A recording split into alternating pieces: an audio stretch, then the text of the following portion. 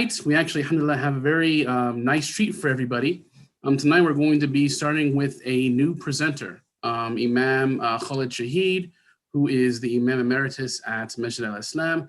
Those of you who are in the DFW area are probably very familiar with Imam Khalid. He used to be part of the Nation of Islam, the same Nation of Islam that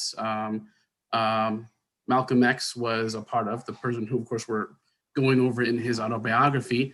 And he also was awarded from the Mississippi Civil Rights Museum as a civil rights veteran, right? So Imam Khalid will be able to bring a fresh, new, insightful perspective to this autobiography that myself, Sister Rashida, and Brother Jassi are not able to bring. So it should be very interesting for the next few weeks to hear Imam Khalid's perspective and his summary of Malcolm's life.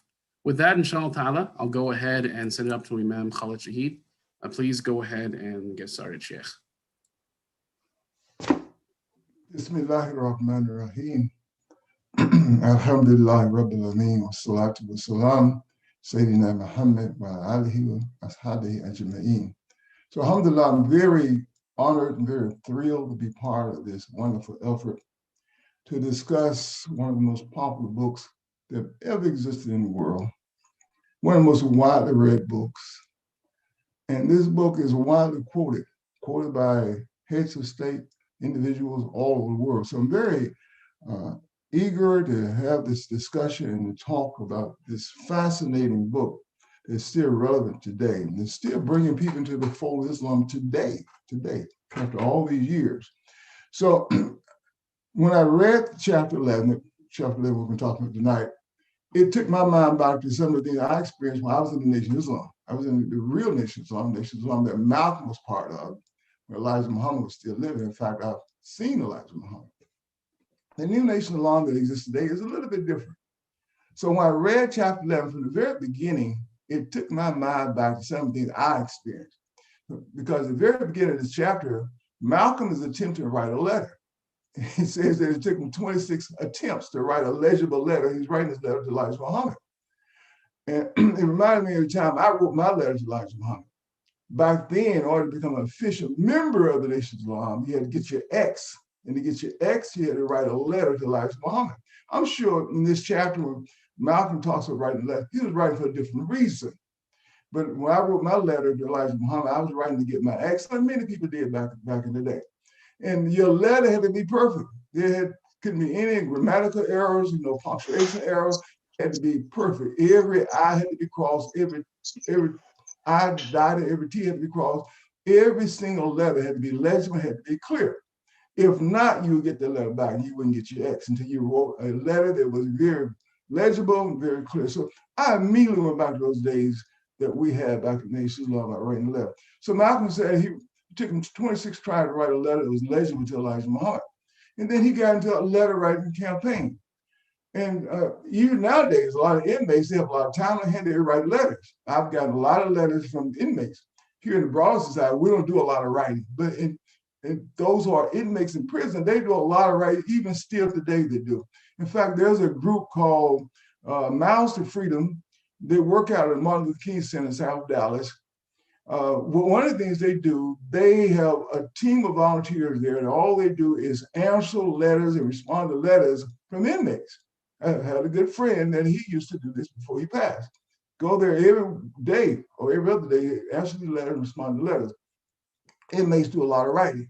Elijah Muhammad had been in prison himself back in the mid-1940s for refusing to be inducted to military service. So he knew how to appeal to these inmates. He would write them back. Inmates love for you to respond to letters. He would write them back and send $5. But anyway, according to this chapter, Malcolm engaged a letter writing campaign. He wrote many of his friends that he was partners in crime with. He wrote elected officials and so forth. One thing that dawned on Malcolm is that he wasn't very literate. He had a hard time writing and expressing himself and using words. He wasn't very literate. So to address this, what he did, he picked up a dictionary and flipped through the pages. He was amazed at all these words he had never, ever been exposed, never heard. So he dedicated himself, I think this is truly amazing, dedicated himself to learning the dictionary page by page. Every day he would write take the first page, he wrote all the words, all the meaning of those words and everything associated with those words on that first page. And then he wouldn't go to the second page until he had tried to memorize the meaning and try to pronounce those words.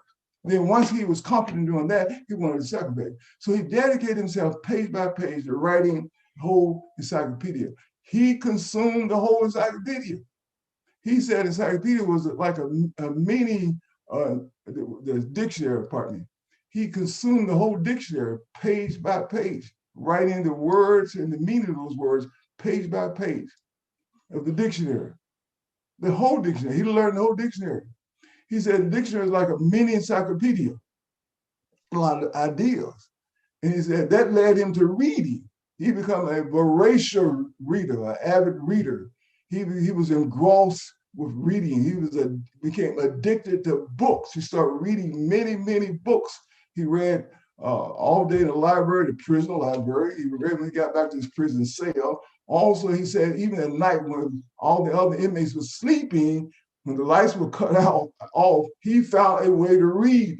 He said he would read until almost the next day. Every morning he would stay up through the night reading until almost the next day reading. He was that engrossed and that addicted to books.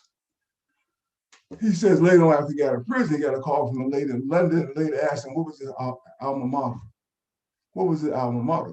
He said his alma mater was books. Many people thought it was that he had education beyond the 8th grade. He only had an 8th grade education. So he says alma mater was books. Another interesting thing in this chapter he says about his time in prison, about his time he spent learning in his prison. He said prison life was good to him. I thought that was very interesting. He said it was good to him. He said it was good to him because he got the quality of education that he could not have gotten had he gone to a 4-year university. He would not have gotten the kind of education that he got when he was in prison. He said because when you go to university, there's a lot of distraction. So he said he was able to get a quality education when he was in prison. In prison, he read many, many books.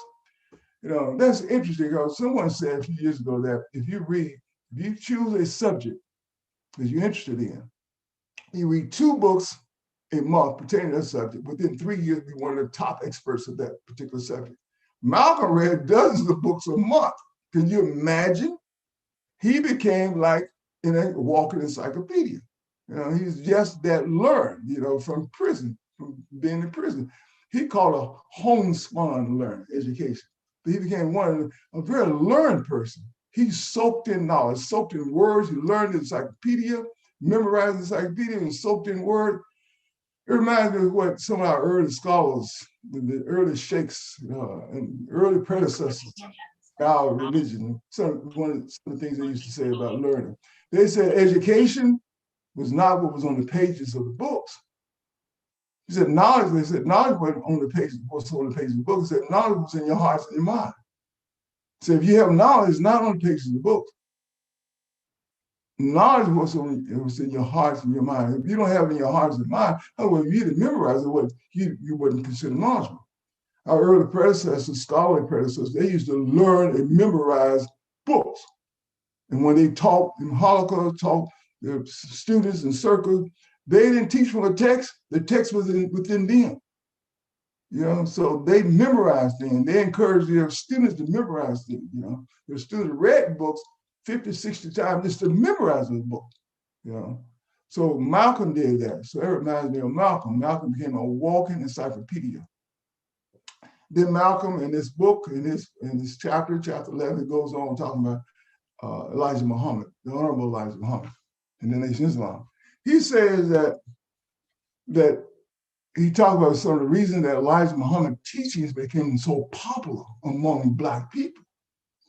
It became popular because Elijah Muhammad started addressing some critical social issues that existed during that time.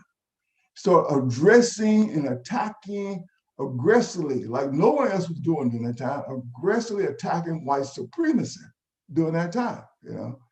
We think things are bad recently now. Back in the day, back in the 40s, 50s, and 60s, and before then, you could kill a Black person here in America and no one would be arrested. Seriously. Nowadays, you kill, if there's a racial hate crime, people generally are arrested. They may not get very much time. They may not get convicted, or they may not, if they're convicted, may not get very much time. But back in the day, you could kill Black people and no one was arrested. When African-American Blacks started populating South Dallas, we moved from Freemantown to South Dallas. South Dallas, in the 40s and 50s, was predominantly Caucasian, white. Dozens of Black homes bombed. No one was convicted. I have an uncle that was killed by white people. No one arrested. So you could get away with murder then. So it was a different day and time. So white supremacy was raw in your face there. You say it was very raw. So what Malcolm said, the reason that Elijah Muhammad teaching became so popular, not just among the followers of Islam, among Black people in general, because he was addressing these critical racial issues in a very aggressive way like no one else was doing. He is considered, Elijah Muhammad is considered the father of Black consciousness. The climate that he helped produce in America made it okay to say it loud, I'm Black and I'm proud, or Black is beautiful. He made it okay for Black people to feel comfortable in their own skin and be comfortable being Black. He was addressing those issues. There was a study done in 1949 about white supremacy. And deals with these three girls, 4 years old, that was chosen, Black girls. And this Dr. Clark was his name. He got these 2 dolls, Black doll and white doll. He asked these 3 or 4 Black girls, asked them, choose a doll that's pretty, choose a doll that's smart, choose a doll that's nice, choose a doll that's good. And each time these Black children, 3, 4 years old, would choose the white doll. Then he asked them, choose a doll that's ugly, choose a doll that's bad, choose a doll that's dumb, choose a doll that's mean. Each time these Black children would choose a doll that looked like them, the Black doll. It was self-hate. It was self-hate. You see? White supremacy is a racial hierarchy that is the result of a relentless campaign of murder, oppression. You know, I say murder from lynching, bombing, you name it.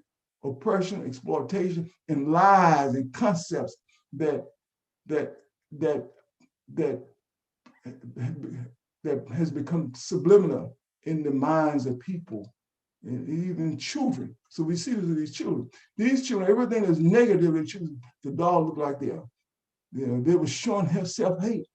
So one thing that really struck me in this chapter, Malcolm says this in this chapter. He says it's a crime. He used this word crime. I think this is a very strong word. He says it's a crime when Black children in America grow up hating themselves, thinking that they are inferior, that their race is inferior, that they're not as valuable as white people. He said that's a crime. That's the word he used. That's a very strong word. It is a crime. It's a crime against humanity. You can see it in these children. These children are expressing self-hate. This was in 1949. This was during the time of Malcolm and Elijah Muhammad. Yeah. That test has been called the doll test, and been repeated in 2006 and again in 2017. In fact, Anderson Cooper, CNN, he talked about this test was done in 2017. Almost the same results, not quite, but almost the same results. The same results that they found in 1949. When the first test was done. You know, but this was white supremacy. White supremacy. What that test shows us is that a person can embody the views, ideas, and values of white supremacy, and at the same time be against racism, but their actions support the very thing they say they're against. So today, in today's society, India as well, you have Blacks like that who embody the views. That's what that's what this doll test shows. You can embody the views, the ideals, the value of white supremacy, and abhor racism, but your actions support the very thing you're against. This lady, Amy Cooper in Central Park, New York, when she called the police on this black man who was bird watching in Central Park. This was a liberal, but she had this implicit bias. That comes from embodying the views of white supremacy, the ideals and values of white supremacy. She considers herself a liberal. She abhorred racism, but you look at her actions. Yeah. So white supremacists were very raw and very in your face. And so Elijah Muhammad was trying to address white supremacy. In fact, I remember, because I was in the Nation's Islam, Elijah Muhammad said he wasn't teaching religion. He was not teaching religion.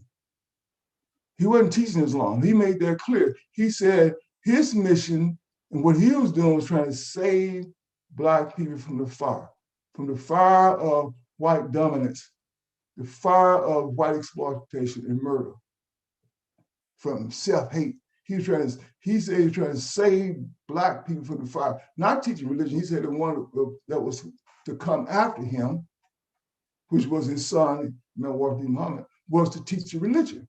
And that happened.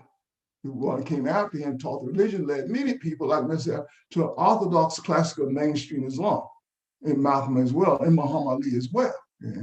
But Elijah Muhammad wasn't teaching religion. He tried to address this critical thing called white supremacy in America. That was his mission, what he's trying to do. Yeah. In our religion, sometimes the niyyah, the intent, is greater than the act. So when we look at Elijah Muhammad, that's one way we can look at him. That's what I look at him. The intent that he was trying to do, trying to address and save African Americans from this self-hate, the dominance, all the wrong to the corruption of white supremacy.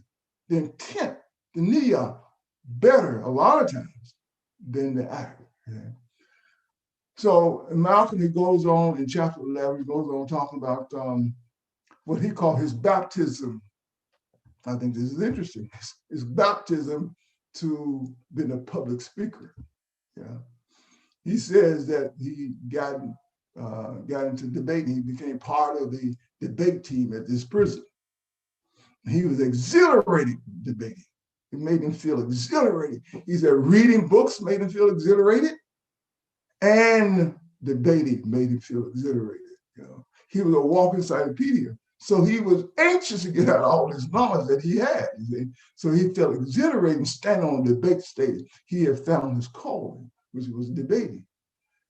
In addition to that, he talks about his brother, Reginald, in chapter 11. He talks about Reginald. Reginald had introduced him to the Nation of Islam, introduced him to Elijah Muhammad.